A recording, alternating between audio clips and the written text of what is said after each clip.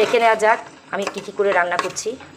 প্রথমে আমি পাতিলের মধ্যে পেঁয়াজ বেরেস্তা করে নিয়েছি। এখানে জিরা ফোড়ন দিয়েছি, আদা রসুন বাটা, জিরা ধনিয়া পাউডার, পেঁয়াজ বাটা, লবণ এবং মরিচ গুঁড়া দিয়েছি। এখানে হলুদ দেইনি। সাদা ফল, কালো ফল, লং, গোলমরিচ, সব গরম মশলা এখানে আমি দিয়েছি। দিয়ে আমি এটা বেশ কিছুক্ষণ কষিয়ে নিয়েছি।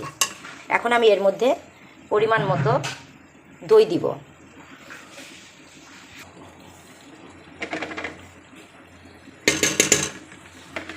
এখানে আমি পরিমাণ মতো দই দিচ্ছি। তারপর জয়ফল, জয়ত্রী বাটা এখানে আমি দিচ্ছি, বাদাম বাটা। এটা বেশ কিছুক্ষণ এখন আমি কষাবো, তারপর আমি চিকেনটা ঢেলে দিব। এই যে আমার চিকেন, এখানে 2 কেজিরও বেশি চিকেন আছে। এটা এখন আমি এর মধ্যে ঢেলে দিব। এখানে যতটুকু দই ছিল সবটুকু আমি এখানে ঢেলে দিচ্ছি এবং এটা আমি বেশ কিছুক্ষণ কষাবো। কষিয়ে এটা আমি নামিয়ে রাখবো। তারপর আমি বিরিয়ানির প্রসেসটা দেখাবো। এখানে আমি একটা সসপ্যান দিয়েছি, দিয়ে এখানে আমি পেঁয়াজ বেরেস্তা করে তুলে নিয়েছি। এখানে পেঁয়াজ বেরেস্তা করে তুলে নিয়েছি। এখন আমি এর মধ্যে দিচ্ছি এই যে সাদা ফল, কালো ফল, লং, গোলমরিচ, দারচিনি। আর এখানে ফেটানো দই আছে। এখানে আমি একটু জিরা ফোড়ন দিচ্ছি আর কিছু কাঁচামরিচ দিব। আর আমি এখানে 2.5 কেজি মতো চাউল নিয়েছি। এটা চিনি গুঁড়া চাউল। এখানে আমি কিছু মশলা নিয়েছি বিরিয়ানির জন্য। এখানে আদা রসুন বাটা আছে, জিরা ধনিয়া বাটা আছে, লাল মরিচ, জয়ফল, জয়ত্রী, বাদাম বাটা। এখানে সব মশলাই আছে মোটামুটি। এখন আমি এই মশলাগুলো দিয়ে নাড়াচাড়া করব। এখন আমি এই মশলাগুলো ঢেলে দিচ্ছি। এখানে কিন্তু আমি প্রথমেই বলে দিয়েছি আদা রসুন বাটা, জিরা ধনিয়া বাটা, লাল মরিচ, জয়ফল, জয়ত্রী বাটা এবং বাদাম বাটা।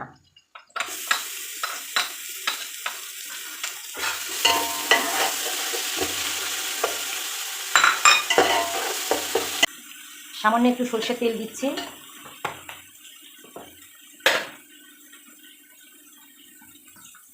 এখন আমি এখানে চাউল দিচ্ছি। চাউলটা 2.5 কেজি মাপে আছে।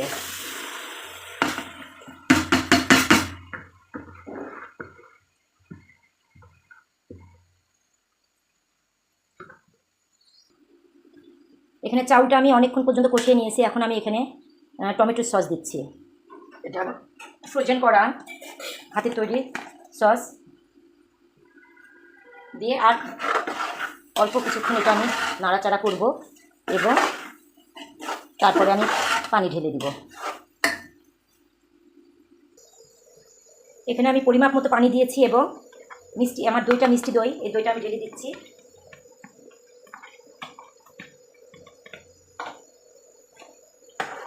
বিরিয়ানিটা একটু মিষ্টি মিষ্টি হলে, ঝাল ঝাল মিষ্টি মিষ্টি হলে ভালো লাগে। এটা সেই রকম মিষ্টি হবে না, কিন্তু টেস্টটা বাড়াবে।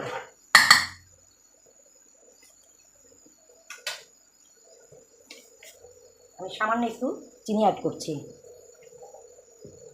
আর চিকেনটা আমি একটু পরে দিব, কারণ যেহেতু রান্না করা চিকেন। এখন আমি এটা ঢেকে দিব। এই পর্যায়ে আমি কিন্তু চিকেনটা ঢেলে দিয়েছি। এখন আমি এটা দমে দিব। এখন আমি এই পর্যায়ে স্পেশাল গরম মশলা দিচ্ছি, এই বিরিয়ানি মশলা। এই মশলাটা আমার ঘরে তৈরি স্পেশাল গরম মশলা দিয়েছি। এই গরম মশলাটার ভীষণ সুন্দর গন্ধ।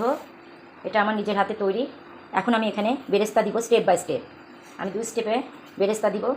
এটার গন্ধটা আরও বেশি সুন্দর লাগে। তো যাই হোক, এক একজনের রান্নার স্টাইল এক এক রকম। তো আমি এভাবে রান্না করি। তো আজকের এই বিরিয়ানিটা কিন্তু আমি একদম স্পেশাল মানুষকে খাওয়াবো, আমার ছোটো ভাই। তার খাওয়ানোর জন্য আমি এই রান্নাটা করছি। যাই হোক, আর বাদ বাকিটা দমে দেওয়ার পরে আবার আমি দেখাবো।